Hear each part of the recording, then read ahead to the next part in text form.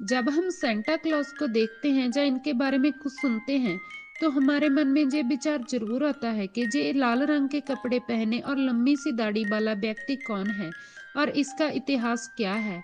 आइए जानते हैं पूरी तरह से इनके बारे में। माना जाता है कि बच्चों को क्रिसमस पर गिफ्ट देने वाले सेंटा का घर उत्तरी ध्रुव में है और वह उड़ने वाली गाड़ी पर चलते हैं।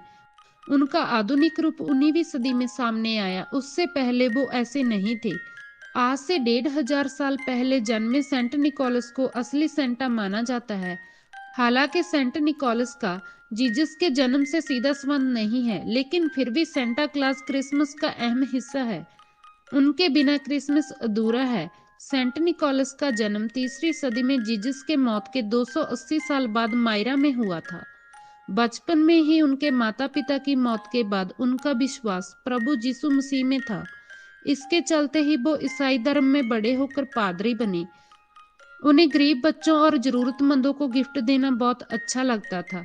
ये भी माना जाता है कि सेंटा क्लॉज रात को गिफ्ट इसलिए देते हैं क्योंकि उनको सबके सामने दिखावे के रूप से गिफ्ट देने अच्छे नहीं लगते थे, क्योंकि वो अपनी पहचान लोगों के सामने नहीं लाना चाहते थे। इसीलिए उस समय बच्चों को जल्दी सुला दिया जाता था। आज भी कई जगह ऐसा ही होता है। सेंटा क्लॉज की गरीबों की मदद करने की सबसे बड़ी मिसाल तब मिली जब उन्होंने किसी गरीब की 3 बेटियों की सूख रही जुराबों में सोने के सिक्कों की थैलियां रख दी थी, जिससे उनको लाचार जिंदगी जीने से मुक्ति मिल गई। बस तभी से बच्चे अपनी जुराबें इसी उम्मीद के साथ क्रिसमस की रात को बाहर लटकाकर सोते हैं कि सुबह उनमें से गिफ्ट मिलेंगे।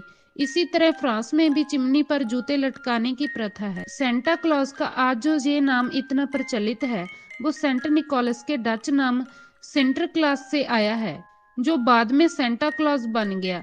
जीसस और मदर मैरी के बाद सेंट निकोलस को ही इतना सम्मान मिला है, जो सन 1200 में फ्रांस में 6 दिसंबर को निकोलस दिवस के रूप में मनाए जाने लगा, क्योंकि इस दिन सेंट निकोलस की मृत्यु हुई थी।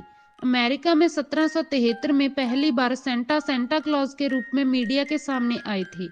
ऐसा भी माना जाता है कि एक कलाकार सेंटा क्लॉज के रूप में कोका कोला की एक एड पर 35 वर्षों तक दिखाई दिया।